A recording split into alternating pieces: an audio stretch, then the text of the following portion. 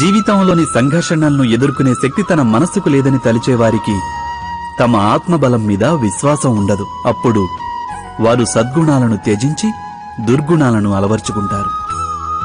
యథార్థానికి మనిషి మనసులో ఆత్మవిశ్వాసం లోపించినప్పుడే వాని మనస్సులో దుర్మార్గం జనిస్తుందని గుర్తించాలి.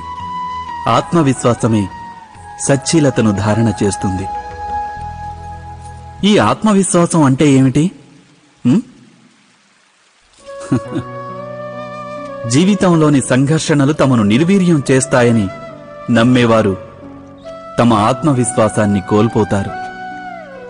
వారు సంఘర్షణలను అధిగమించడానికి మారుగా వాటిని వదిలించుకోవాలనే ప్రయత్నం చేస్తుంటారు.